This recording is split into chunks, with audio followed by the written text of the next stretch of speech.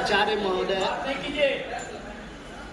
अल्पसंख्यक विकास पदाधिकारी madam, doctor Vinita ma'am, doctor Husnara ma'am, मेरे विद्वान शिक्षकगण, शिक्षकेतर कर्मी और विद्यार्थी, स्वागत नहीं हुआ पदाधिकारी जी का, तो ये कल्याण पदाधिकारी जी का, तो मैं चाहता हूँ कि एक छोटी सी पंक्ति से मैं इनका स्वागत कर दूँ कि हर शहर अच्छा लगा, हर गली अच्छी लगी, वो जो आई शहर में तो शहर भर अच्छा लगा।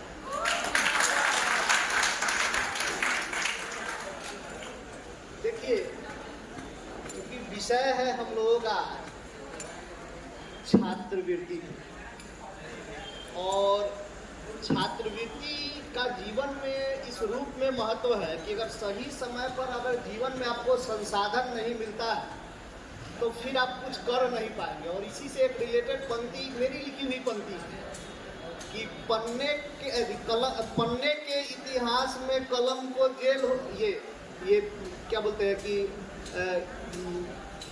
संसाधन आपके पास नहीं आए तो संसाधन महत्वपूर्ण है। तो संसाधन अगर आपके पास नहीं है तो फिर सारी योग्यताएं रखी रह जाती है। तो इस संदर्भ में चूंकि छात्रवृत्ति क्या है वो समझना है कि छात्रवृत्ति कहते किसे हैं। देखिए, उच्च शिक्षा में या शिक्षा जगत में आगे की पढ़ाई करने के लिए जो वित्तीय सहयोग हमको मिलता है या आपको मिलता है वो छात्रवृत्ति है। समझने वाली बात सबसे महत्वपूर्ण ये है।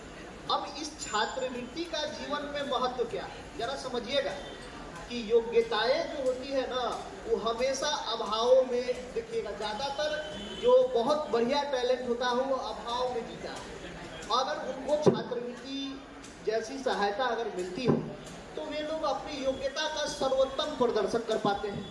आप देखिएगा मैट्रिक स्तर पर जब आप मैट्रिक उत्तीर्ण होते हैं तो आपको छात्रवृत्ति दी जाती है। फिर आप जब इंटर उत्तीर्ण होते हैं फिर आपको छात्रवृत्ति दी जाती है। फिर आप स्नातक उत्तीर्ण होते हैं तो स्नातक स्तर पर भी छात्रवृत्ति है, और स्नातकोत्तर स्तर पर उच्च शिक्षा पीएचडी में भी के लिए भी छात्रवृत्ति है।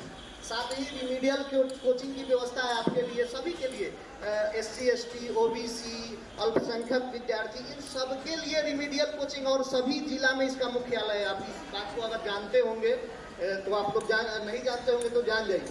उसके बाद आपको बता रहे हैं कि उच्च शिक्षा में अब जो कुछ भी जैसे बीपीएससी यूपीएससी की तैयारी करते हैं उसके लिए भी आपको छात्रवृत्ति की व्यवस्था की गई। तो सबसे महत्वपूर्ण हमारा जो कहना यह है कि हम छात्रवृत्ति को अपने जीवन में अपनी योग्यता के संवर्धन के रूप में लेते हैं। तो क्या आप जरा सोचिए, विचार कीजिए कि हम लोग में कितने लोग जैसे हमारे विद्यार्थी हैं वो छात्रवृत्ति का उपयोग पढ़ने के लिए करते हैं। छात्रवृत्ति का मूल उपयोग जो होना चाहिए आगे की शिक्षा के लिए होना चाहिए। अगर आप मैट्रिक में पढ़ रहे हैं तो इंटर की पढ़ाई के लिए, इंटर में पढ़ रहे हैं तो बीए की पढ़ाई के लिए, या उससे मूलभूत संसाधन या हॉस्टल की व्यवस्था हो या अन्य तरह की व्यवस्थाएं हो, किताब कॉपी या अन्य मूलभूत आवश्यकताएं हैं, उसके लिए आवश्यक है।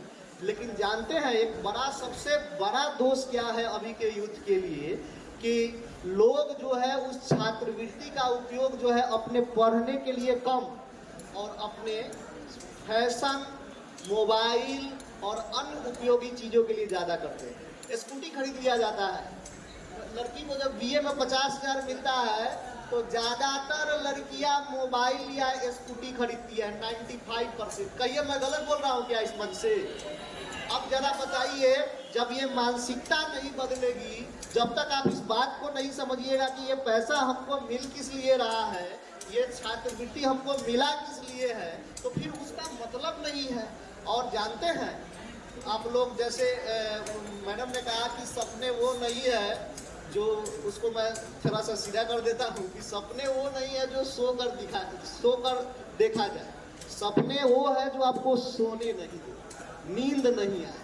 जब आपको आप अपने भाग्य विधाता आप स्वयं हैं, आपको लगता है ना कि आपके भगवान जी आपको आगे बढ़ा देंगे, तो मैं आप लोगों को इस मंच से एक छोटा सा उदाहरण दे रहा हूँ। सभी लोग यहाँ पे भगवान की पूजा करते हैं, सभी लोग जाइएगा और अपने जो प्रिय भगवान है उनकी पूजा कीजिएगा, उनको भोग लगाइएगा, खाना दीजिएगा और कहिएगा, एक माँ खिलाने के बाद कहिएगा कि आज मैं नहीं खाऊंगा, आप खिला दीजिए।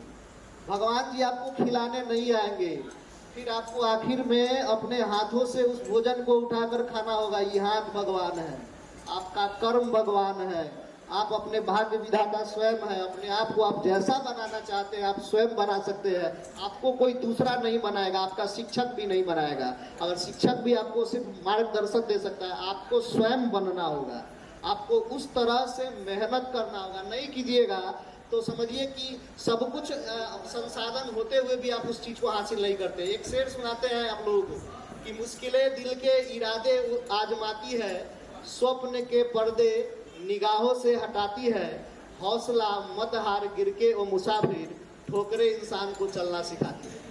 जब तक गिरिएगा नहीं तब तक चलना नहीं सीखिएगा। जब बच्चा शुरू में जब चलना शुरू करता है तो हर रोज गिरता है, लेकिन वो हारता नहीं है, एक न एक रोज वो चलता है। तो दुष्यंत इसी पर कहे हैं कि इस नदी की धार से ठंडी हवा आती तो है, नाव जर्जर ही सही लहरों से टकराती तो टकराना सीखिए, लहरों से टकराइए, सपने तैयार कीजिए और छात्रवृत्ति लेकर ऐसा नहीं हो कि आप उसका मिसयूज कीजिए। छात्रवृत्ति लीजिए, मुख्य रूप से यह है कि छात्रवृत्ति का सदुपयोग हो, दुरुपयोग नहीं। दूसरी बात, अगर आप जागरूक नहीं है छात्रवृत्ति के बारे में, समय से आप छात्रवृत्ति एक ऐसे सहयोग के रूप में लीजिए और छात्रवृत्ति प्राप्त करके उच्च शिक्षा में अपना मतलब जो है और मतलब जो है अपने आप को मजबूत कीजिए। और उच्च शिक्षा में जैसे आप राष्ट्रीय स्तर पर, राज्य स्तर पर मुख्यमंत्री जी का जो है छात्रवृत्ति है, राष्ट्रीय स्तर पर केंद्र सरकार और प्रधानमंत्री की योजना के अंतर्गत जो है आपको छात्रवृत्ति प्राप्त होती है, और अंतर्राष्ट्रीय स्तर पर भी आपको छात्रवृत्ति प्राप्त होती है, आपको मालूम भी नहीं होगा। तो जरा ये सब चीज़ आपको छात्रवृत्ति, स्कॉलरशिप, आज जाइए कम से कम स्कॉलरशिप को सर्च कीजिए। मोबाइल तो रखे होंगे, गीत सर्च किए होंगे फेवरेट, तो आज कम से कम मोबाइल में जाकर स्कॉलरशिप सर्च कर लीजिएगा और कितने प्रकार के स्कॉलरशिप मिलते हैं वो सब जरा देख लीजिएगा। ज़्यादा जागरूकता वहीं आपको मिल जाएगा, क्योंकि आजकल हर हाथ में स्मार्टफोन है और स्मार्टफोन का सदुपयोग जरूरी है, ठीक है। और जब तक ये जो है ये एक आखिरी में एक शेर बताते हैं कि जो संसाधनों का जो अभाव होता है, तो उसमें एक छोटी सी बात है, मैं स्वयं लिखा था कि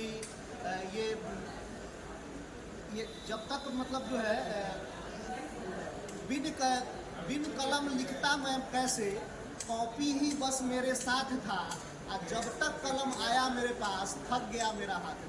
यानी संसाधनों के अभाव में लोग इसी तरह से हो जाते हैं। जब आपके पास संसाधन नहीं होगा तब तक दिमाग जो है और किताबें नहीं होगी तो आप पढ़ नहीं पाइएगा, और पता चलेगा कि कुछ दिन बाद जो है आप सुस्त हो गए दिमाग से। अभी पढ़ रहे हैं ना, अभी आपका ठीक जो पढ़ते होंगे एक बार में याद हो जाएगा, कुछ दिन छोड़ दीजिए 2-3 माह और उसके बाद पढ़ के देखिए, पता चलेगा जो पढ़िएगा कुछ याद नहीं।